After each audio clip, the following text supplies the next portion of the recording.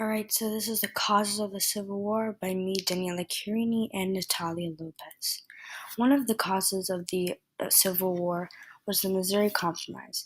Basically, what happened was Missouri wanted to be admitted as a state into the United States, but currently there was a balance between both southern and northern states. So, in order to keep the balance, Maine was admitted to the United States in order to keep the balance.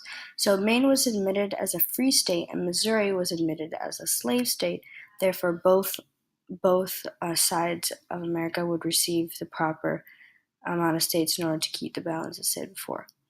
So the LA territory north of the southern border of Missouri would be free of slavery because there was a line that was created, and basically everything that lied north of the Missouri Compromise line would remain free, and everything below would remain slave. So the next thing that happened was from 1820 to 1848, the balance of power between North and South was held, 15 free states and 15 slave states. The tie was in danger of breaking because of a new territory gained during the Mexican-American War. Mexican and American War was a war in which, although we didn't study, America gained a huge amount of territory from Mexico. So Americans fought against the Mexicans over the Mexican Cession territory. The Mexican Cession included California, Nevada, Utah, most of Arizona, half of New Mexico, and small sections of Wyoming and Colorado. During this war, the Americans defeated the Mexicans and gained a huge supplement of new territory. And so now the United States was left with a dilemma of whether that state would become, that basically all that territory would either become slave free, or if they would divide it into two. That's when the Wilmot Proviso was proposed. Representative David Wilmot from Pennsylvania proposed a ban on slavery in all Mexican Cession territories. The bill passed in the House but not in the Senate. It still angered the Southerners, who viewed the bill as an attack on slavery by the North. What it proposed was that no slavery would be allowed in the Mexican Cession territory because part of it, or most of it, lied above the Missouri Compromise line. That didn't happen. The Compromise of 1850 was basically, as I said before, a compromise. So basically, the Senator Henry Clay of Kentucky made a series of proposals to resolve this conflict. The Senate's discussion of Clay's proposals produced one of the greatest debates in American history. The Compromise of 1850 included 5 laws that addressed issues related to slavery.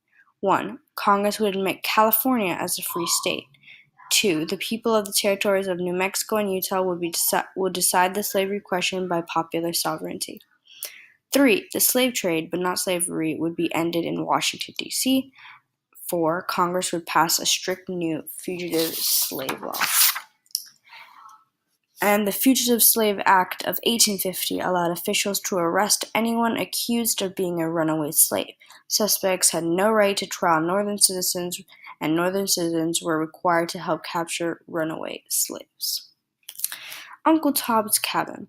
Harriet Beecher Stowe, the daughter of an abolitionist minister, was deeply affected by the fugitive slave law. In 1853, Stowe published the novel Uncle Tom's Cabin about an enslaved man who was abused by his cruel owner.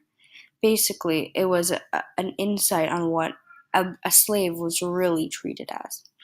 Northerners said this is why we banned slavery, and the South thought of it as a form of propaganda. Lies. The impact of the book exposed the truth of what real life as a slave was. The South lies themselves by viewing it as propaganda.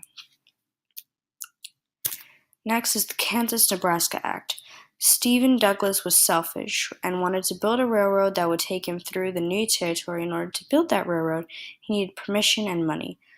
A senator of Illinois, he knew that if he went to Congress and asked for permission, the majority of the votes Southerners would be voted against because the railroad went through Northern territory.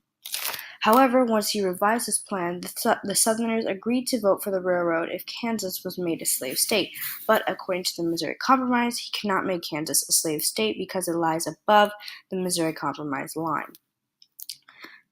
Then the Kansas-Nebraska Act was an act that gave Kansas and Nebraska the right to vote if they were free or a slave state, also known as popular sovereignty. The impact of the Kansas-Nebraska Act was that it repealed the Missouri Compromise, and the reactions on both sides, Southerners were going to the new territory to throw the vote, and Northerners were betrayed by Stephen Douglas because he was also from the North. Another effect was Lincoln's presidency. In 1860, Lincoln won the presidency. Lincoln received enough electoral votes to win the election, and Lincoln was inaugurated on March 4, 1861. Southerners felt that the president and Congress were now set against their interests, especially slavery. Some of the most powerful Southern leaders believed they were out of options. Another effect was the secession of South Carolina. South Carolina seceded first, formed their own country detached from the U.S. South Carolina formed the country the Confederate States of America, and then 6 other Southern states followed.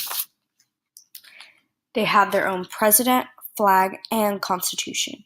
And what basically their president was Jefferson Davis, who appointed himself by a body of people that he would become the president of the Confederate States. Next, and probably most important effect that caused the War of the Civil War was Fort Sumter. Lincoln told the seceded states he would not interfere with slavery where it exists.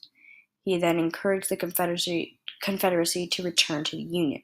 The Confederate States responded by taking over federal property within the borders, and the Union commander at Fort Sumter, South Carolina, had refused to surrender to the Confederates, running low on supplies, food, and ammo. Then the Confederates' plan was to try to starve the troops into surrendering. Lincoln fell for Davis's plan. Lincoln did not send troops because he did not want the other states to secede, and he planned to send food and ships without guns. However, on April 12, 1861, Confederate forces attacked Fort Sumter. U.S. Union troops were forced to surrender. The Confederates' attack on Fort Sumter marked the beginning of a long, cold Civil War.